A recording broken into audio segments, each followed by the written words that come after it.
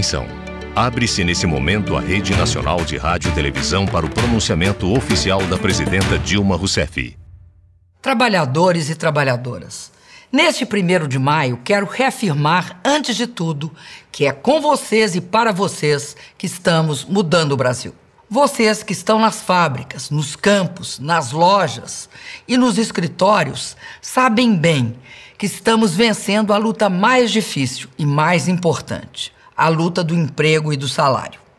Não tenho dúvida, um país que consegue vencer a luta do emprego e do salário nos dias difíceis que a economia internacional atravessa, esse país é capaz de vencer muitos outros desafios. É com esse sentimento que garanto a vocês que temos força para continuar na luta pelas reformas mais profundas que a sociedade brasileira tanto precisa e tanto reclama. Nas reformas para aperfeiçoar a política, para combater a corrupção, para aumentar a transparência, para fortalecer a economia e para melhorar a qualidade dos serviços públicos. Nosso governo tem o signo da mudança e, junto com vocês, vamos continuar fazendo todas as mudanças que forem necessárias para melhorar a vida dos brasileiros, especialmente dos mais pobres e da classe média. Continuar com as mudanças significa também continuar lutando contra todo tipo de dificuldades e incompreensões. Porque mudar não é fácil. E um governo de mudança encontra todo tipo de adversários que querem manter seus privilégios e as injustiças do passado. Mas nós não nos intimidamos. Se hoje encontramos um obstáculo, recomeçamos mais fortes amanhã. Porque, para mim, as dificuldades são fonte de energia e não de desânimo. Se nem tudo ocorre no tempo previsto e desejado, isso é motivo para acumular mais forças, para seguir adiante e, em seguida, mudar mais rápido. É assim que se vence as dificuldades. É assim que se vai em frente. Minhas amigas e meus amigos, acabo de assinar uma medida provisória corrigindo a tabela do imposto de renda, como estamos fazendo nos últimos anos, para favorecer aqueles que vivem da renda do seu trabalho. Isso vai significar um importante ganho salarial indireto e mais dinheiro no bolso do trabalhador. Assinei também um decreto que atualiza em 10% os valores do Bolsa Família, recebidos por 36 milhões de brasileiros beneficiários do programa Brasil Sem Miséria, assegurando que todos continuem acima da linha da extrema pobreza definida pela ONU. Anuncio ainda que assumo o compromisso de continuar a política de valorização do salário mínimo, que tantos benefícios vem trazendo para milhões de trabalhadores e trabalhadoras. A valorização do salário mínimo tem sido um instrumento efetivo para a diminuição da desigualdade e para o resgate da grande dívida social que ainda temos com os nossos trabalhadores mais pobres. Algumas pessoas reclamam que o nosso salário mínimo tem crescido mais do que devia. Para eles, um salário mínimo melhor não significa mais bem-estar para o trabalhador e sua família. Dizem que a valorização do salário mínimo é um erro do governo e, por isso, defendem a adoção de medidas duras, sempre contra os trabalhadores. Nosso governo nunca será o governo do arroxo salarial, nem o governo da mão dura contra o trabalhador. Nosso governo será sempre o governo da defesa dos direitos e das conquistas trabalhistas.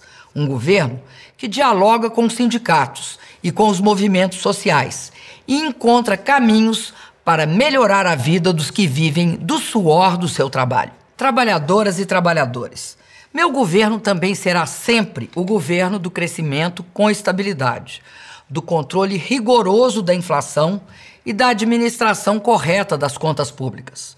Nos últimos anos, o Brasil provou que é possível e necessário manter a estabilidade e, ao mesmo tempo, garantir o salário e o emprego. Em alguns períodos do ano, sei que tem ocorrido aumentos localizados de preço, em especial dos alimentos. E esses aumentos causam incômodo às famílias, mas são temporários e, na maioria das vezes, motivados por fatores climáticos. Posso garantir a vocês que a inflação continuará rigorosamente sob controle. Mas não podemos aceitar o uso político da inflação por aqueles que defendem o quanto pior, melhor. Temos credibilidade política para dizer isso. Nos últimos 11 anos, tivemos o mais longo período de inflação baixa da história brasileira. Também o período histórico em que mais cresceu o emprego, em que o salário mais se valorizou. Nesse período, o salário do trabalhador cresceu 70% acima da inflação. Geramos mais de 20 milhões de novos empregos com carteira assinada, sendo que 4,8 milhões no atual governo. Nesse mesmo período, também conseguimos a maior distribuição de renda da história do Brasil. Trabalhadoras e trabalhadores, é com seriedade e firmeza que quero voltar a falar das reformas que iniciamos e vamos continuar lutando para ampliá-las em favor do Brasil. Quero garantir a você, trabalhadora, e a você, trabalhador, que nossa luta pelas mudanças continua. Nada vai nos imobilizar. A tarifa de luz, por exemplo, teve a maior redução da história. A seca baixou o nível dos reservatórios e tivemos de acionar as termoelétricas, o que aumentou muito as despesas. Imagine se nós não tivéssemos baixado as tarifas de energia em 2013. Os investimentos que fizemos em geração e transmissão de energia permitem hoje ao Brasil superar as dificuldades momentâneas, mantendo a política de tarifas baixas. Nesse 1º de maio, Dia do Trabalhador, dia de quem vive honestamente do suor do seu trabalho, quero reafirmar o compromisso do meu governo no combate incessante e implacável à corrupção. Novos casos têm sido revelados por meio do trabalho da Polícia Federal e da Controladoria Geral da União, órgãos do governo federal. Sei que a exposição destes fatos causa indignação e revolta a todos, seja a sociedade, seja o governo. Mas isso não vai nos inibir de apurar mais, denunciar mais e mostrar tudo à sociedade e lutar para que todos os culpados sejam punidos com rigor. O que envergonha um país não é apurar, investigar e mostrar. O que pode envergonhar um país é não combater a corrupção, é varrer tudo para baixo do tapete.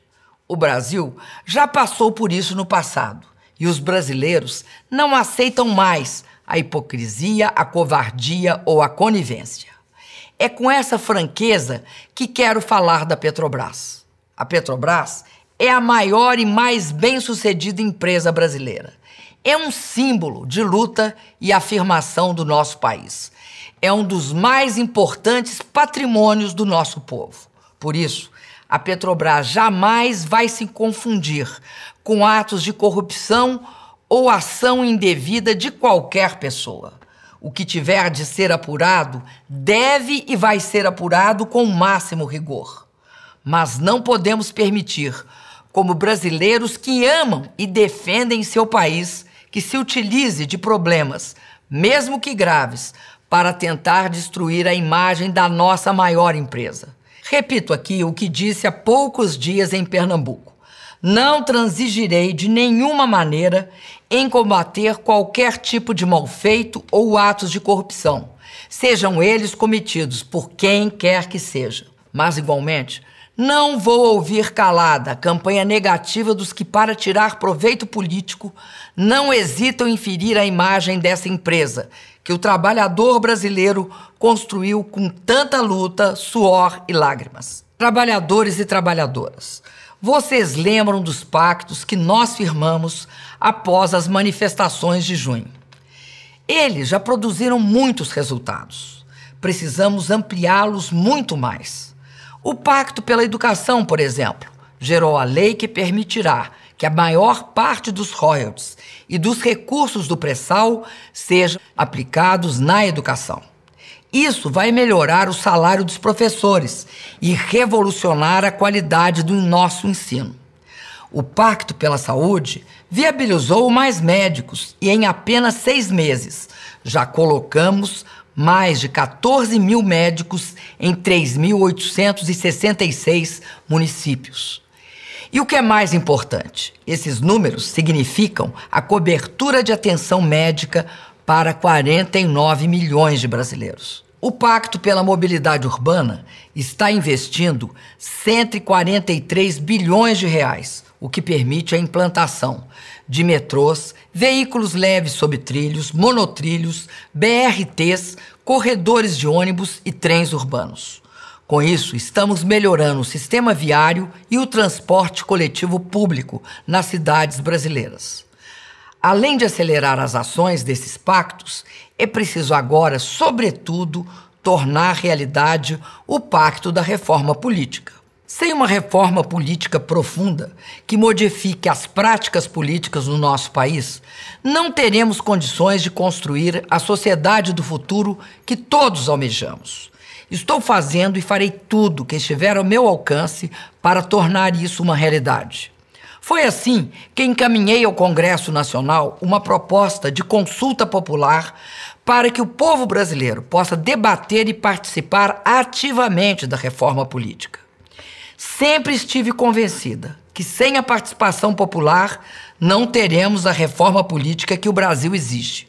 Por isso, além da ajuda do Congresso e do Judiciário, preciso do apoio de cada um de vocês, trabalhador e trabalhadora.